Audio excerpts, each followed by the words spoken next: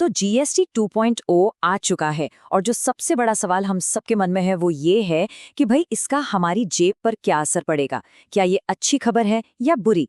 चलिए आज इसी को समझते हैं। अच्छा चलिए सीधे मुद्दे पर आते हैं। जरा अपने पिछले ग्रोसरी के बिल के बारे में सोचिए, क्या वो कम हुआ? क्योंकि वादा तो यही था कि इन नए जीएसटी बदलावों से घर का बजट थोड़ा हल्का हो जाएगा। जवाब शायद आपको हैरान कर दे। एक अनुमान है कि इन जीएसटी बदलावों से पूरे देश के परिवारों को कुल मिलाकर 2 लाख करोड़ रुपए की बचत होगी। जी हाँ, 2 लाख करोड़। ये बहुत बहुत बड़ी रकम है जो सीधे लोगों की जेब में वापस जा रही है। तो सवाल ये है कि ये बचत आ कहाँ से रही है। आइए थोड़ा गहराई से समझते हैं। हमारा पहला सेक्शन इसी बारे में है कि ये टैक्स कटौती आपके रोजमर्रा के खर्चों पर सीधा असर डालकर आपकी जेब में पैसे वापस कैसे डाल रही हैं। अपनी शॉपिंग लिस्ट के बारे में सोचिए। साफ सफाई का सामान जैसे साबुन, टूथपेस्ट, तेल सस्ता। खाने पीने की चीजें जैसे जैम, पास्ता, नमकीन वो भी सस्ता। यहाँ तक कि बर्तन, फर्नीचर और सैनिटरी नैपकिन जैसी जरूरी चीजें भी अब पहले से सस्ती हो रही हैं। लेकिन ये हो कैसे रहा है? इसको समझने के लिए हमें पहले पुराने सिस्टम को देखना होगा। चलिए देखते हैं कि पहले दिक्कत क्या थी। ये था पुराना सिस्टम। देखिए 5%, 12%, 18% और 28%, 4 अलग अलग टैक्स स्लैब। ये एक तरह से एक जंजाल था। पता लगाना ही मुश्किल था कि कौन सी चीज किस स्लैब में आती है और इस चक्कर में अक्सर कीमतें बढ़ जाती थीं। असली दिक्कत थी ये मेसी मिडल, यानी 12% और 18% की दरें।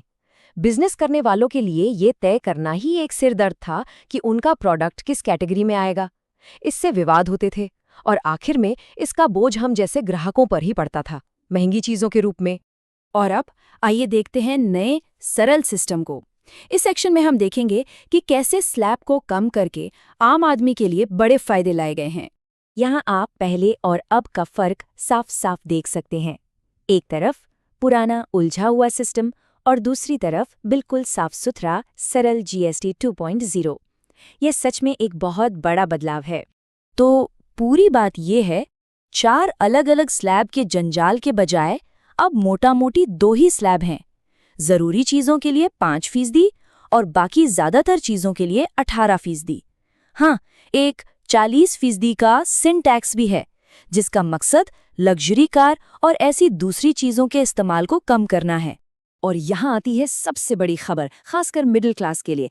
एसी, वॉशिंग मशीन, छोटी गाड़ियाँ, ये सारी चीजें जो पहले 28% के सबसे ऊंचे स्लैब में थीं, अब सीधे 18% पर आ गई हैं। और ये बहुत जरूरी है, कैंसर और डायबिटीज जैसी जान बचाने वाली दवाइयों पर अब 0 जीएसटी है, बिल्कुल फ्री। और बाकी ज्यादातर दवाइयां भी 12% से घटकर 5% पर आ गई हैं। ये एक ऐसा बदलाव है जो सच में फर्क लाता है। अच्छा, अब आम आदमी से हटकर चलिए देखते हैं कि इन सुधारों से छोटे और मीडियम बिजनेस यानी एमएसएमईज को कैसे फायदा हो रहा है।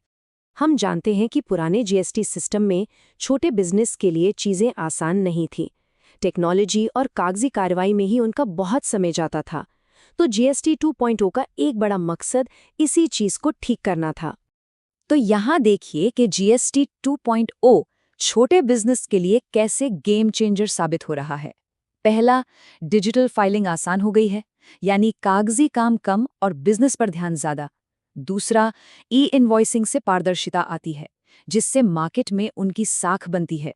और तीसरा, जब आपके फाइनेंशियल रिकॉर्ड साफ सुथरे होंगे तो बैंक से लोन मिलना भी काफी आसान हो जाता है। अब एक लाजमी सवाल उठता है, अगर सरकार ने जरूरी चीजों पर टैक्स कम कर दिया है तो इसकी भरपाई कहाँ से होगी? और यहीं पर सिन टैक्स का रोल आता है। तो आखिर इन सारे टैक्स कट्स का पैसा दे कौन रहा है? ये पैसा आ कहाँ से रहा है?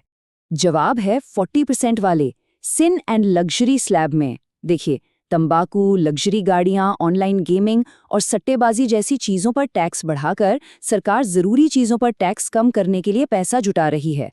ये एक तरह से एक स्ट्रेटेजिक बैलेंस बनाने की कोशिश है। अब आते हैं सबसे जरूरी सवाल पर, क्या ये सारी बचत सच में आप तक यानी कंज्यूमर तक पहुंच भी रही है या नहीं? असली सवाल तो यही है ना? सरकार ने टैक्स कम कर दिया, लेकिन क्या दुकानदार और बड़ी बड़ी कंपनियां इस बचत को आगे आप तक पहुंचा रही हैं?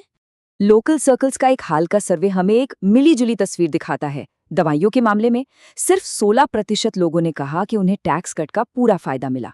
44% को थोड़ा फायदा मिला, लेकिन ध्यान देने वाली बात यह है कि 28% लोगों ने कहा कि उनके लिए कोई बदलाव नहीं हुआ। तो कहानी ये है कि सुधार हो रहा है, लेकिन मंजिल अभी दूर है। सरकारी पॉलिसी और जमीनी हकीकत के बीच अभी भी एक गैप है। बहुत से रिटेलर्स अभी भी इस बचत को पूरी तरह से कस्टमर्स तक नहीं पहुंचा रहे हैं। और यहीं पर हम आखिरी सवाल पर आते हैं। सरकार ने अपना काम कर दिया है, अब सवाल ये है कि क्या कंपनियां और दुकानदार इसके आगे अपना काम ईमानदारी से करेंगे और इसका फायदा आप तक पहुंचाएंगे? इसका जवाब तो वक्त ही बताएगा।